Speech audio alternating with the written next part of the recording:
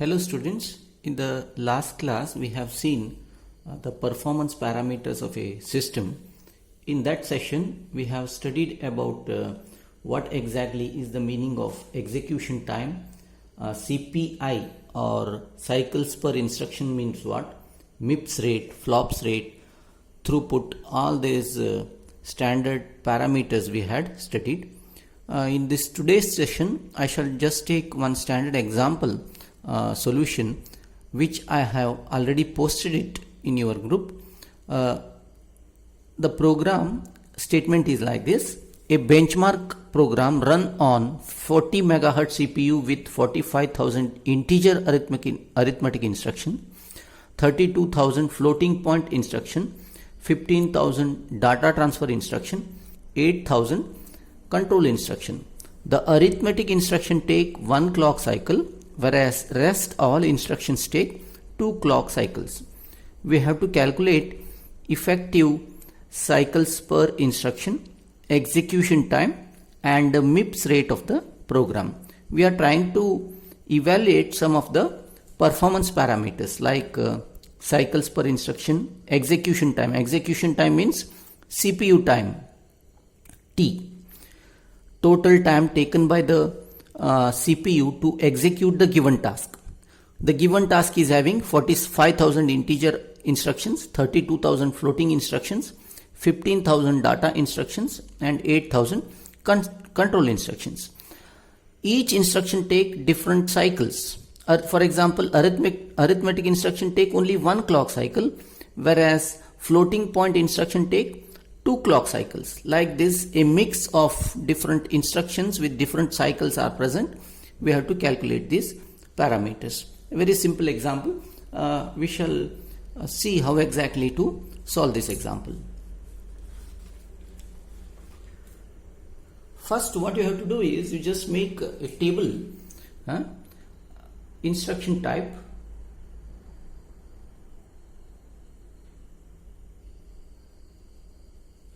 okay, you have to make instruction type and then instruction count.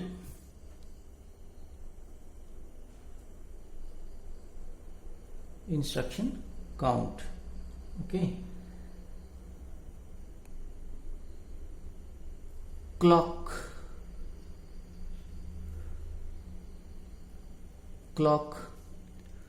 per instruction, clock per instruction or clocks per instruction.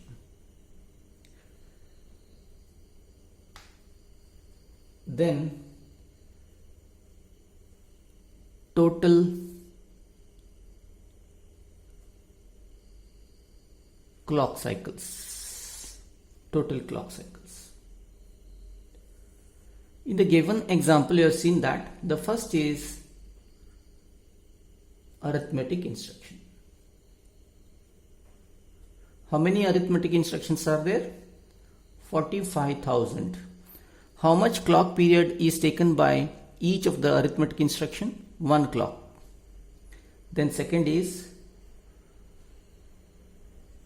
floating point. The second type of instruction which is there in the test program or bench program is floating point. How many are there? 32,000. How much clock period is taken by each of the instruction? 2 clock. The third is data transfer.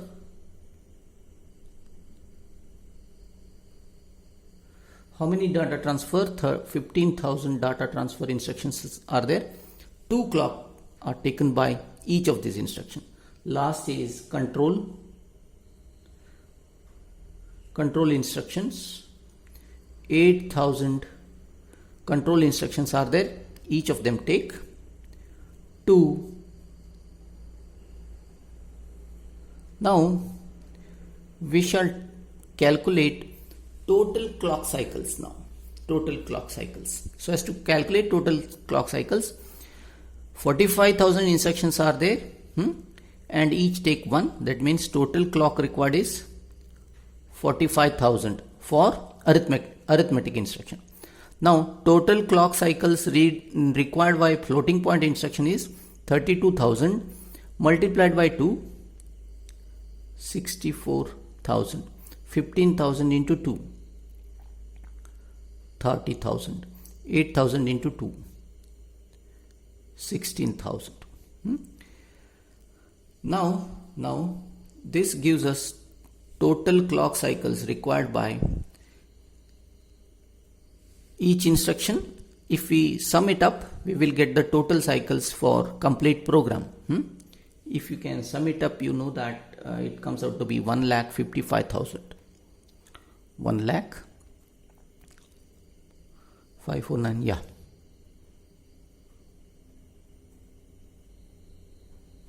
$1,55,000.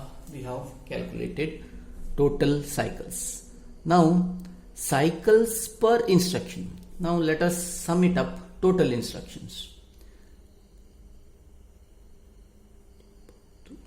Here it comes out to be 1 lakh. Okay, 1 lakh total instructions.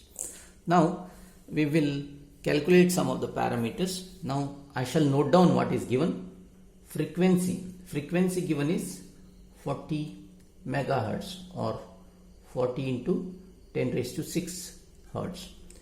See, what is time period or time tau?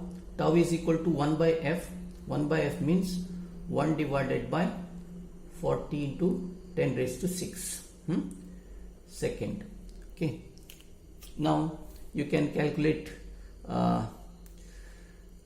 it can be given by 1 by 40 into 10 raised to minus 6 seconds. Okay, this is the time period required for each cycle. Now execution time. The first is first effective CPI. First calculation is effective CPI, cycles per instruction. How many cycles are taken? Total cycle taken is effective CPI or average CPI, what we call is total cycles in program divided by total instructions. Total cycles is 1,55,000 divided by 1 lakh. Hence it becomes 1.55. Effective CPI became 1.55. Second one is execution time.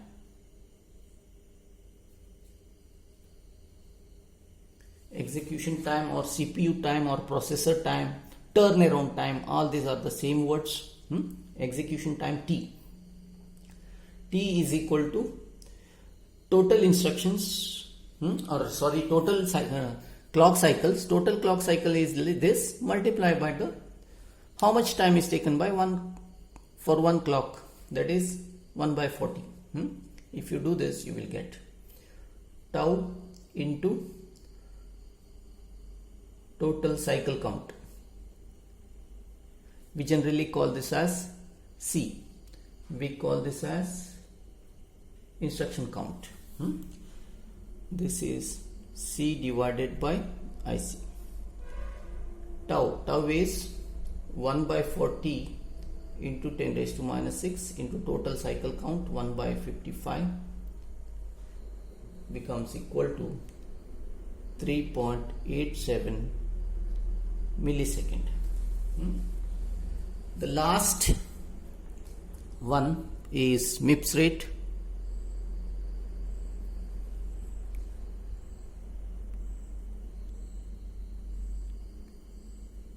The third calculation, whatever is required. MIPS rate is given by, you know that there are different way to calculate this.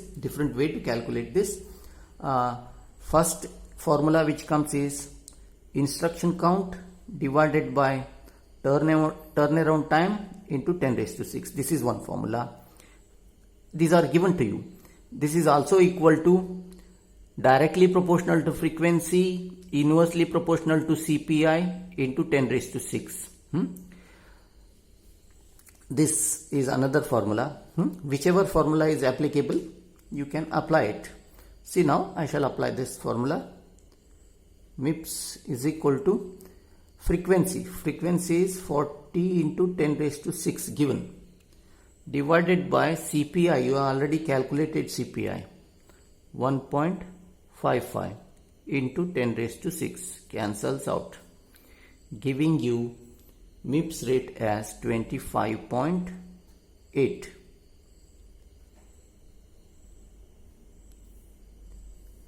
Okay. If you want to apply this formula, it doesn't matter, you can check it another way. Instruction count you already calculated. Instruction count is 1 lakh.